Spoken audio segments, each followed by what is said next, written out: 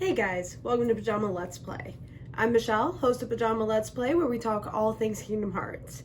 Today, I'm going to go over the 6 darkness entities that survived the original Keyblade War, and where we have or will see them in future games. But before we get into that, make sure to like, share, subscribe, you can ring the bell, follow me on Twitch, and check out my Patreon. All of those links are in the description box down below. I'm going to be going over the whole series, so feel free to get caught up on the lore first, then come back to this. I'd also like to take a moment to say that once the community tab is unlocked, at 1,000 subscribers, I'll be starting the live streams again. I could do community theory crafting, trivia nights, just chatting, let's plays, or I'm open to other suggestions. If that's something you're interested in, please let me know in the comments so I can start to plan these things out. Okay, back to Union Cross. In the most recent update, we were told 6 darkness entities survived the original Keyblade War. I don't think I need to show the clip because it was only a sentence or two, but it happens while Lucio is preparing the true Dandelion to go into the lifeboat. So let's take a look throughout the series and see if we can spot them in the future and how they escaped Daybreak Town. First, let's address that there were either 7 or 13 darkness entities to begin with, because that's just how Kingdom Hearts works. I'm going to assume 7 for this video, and that perhaps there are 13 light entities or something, but that'll probably be a final phase thing. So, we know 6 survived the original Keyblade War, so I'm assuming the 7th ended up in Unreality with the Master of Masters. Whether that's at the same time or one got sent before the other, I do believe one darkness entity ends up there. To start the other 6, I think it's fair to say Maleficent already has one in her heart, since the darkness entity she's already interacted with says there's enough darkness as is. I'm not sure how it would have joined with her in the past when it's already with her from the future, but I trust Kingdom Hearts to come up with some convoluted explanation for that. For the next one, we have to go with Ventus and Vanitas. We can assume a darkness entity rejoins Ven's heart, and that theory will be proven right after all. Not gonna lie, I fought the idea of Vanitas being the darkness entity from Union Cross for a long time.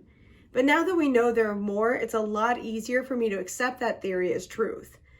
And that concludes the 3 clear entities that I don't think I need to show any evidence for.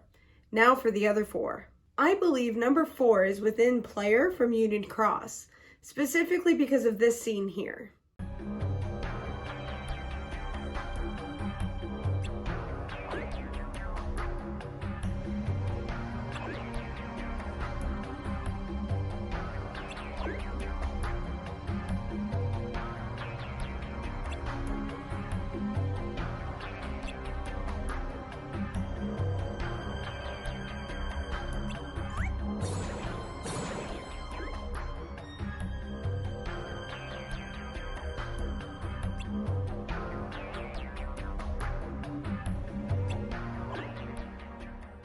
Dark Chirithy basically explained right there why I believe wherever Player ends up, the darkness entity will join them.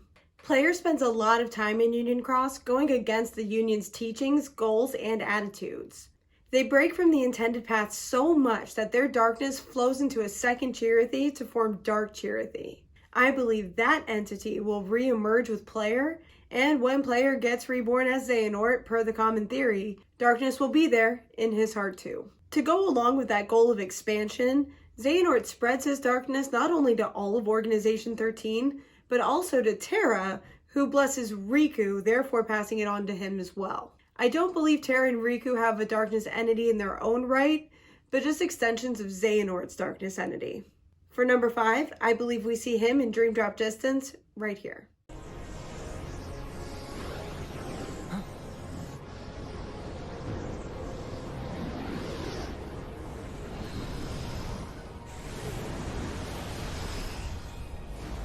Eyes are red, he's pure darkness, and Riku fights him as Sora's Dream Eater.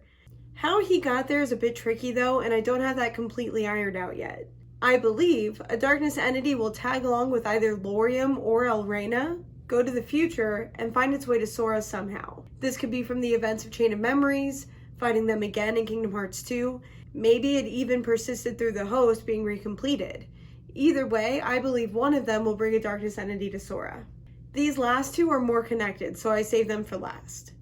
For some context, feel free to check out the video linked here. for what I believe happens to Ephemer, Skuld, and Player. I believe the final 2 darkness entities will wait until the last moment to exit. One, I believe, will reside in Ephemer's heart, be reborn into Ericus's heart, and Ericus will pass this on to Aqua. We don't see her shed her darkness, only suppress it. And I think this darkness entity is biding its time, just like the Master of Masters is. The other darkness entity, number 7, I believe will either join the true Dandelion or Skuld, whoever Subject X turns out to be.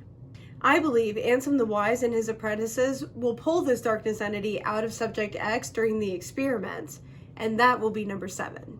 This video is pretty light on evidence, but I think the theory is sound. If there are 6 more darkness entities to figure out to make it 13 instead of 7, I'll make a companion video to this one.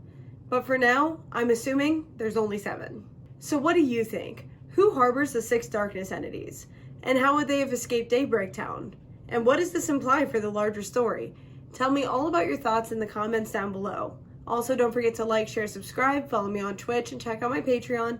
All of those things are in the description box down below. Until next time.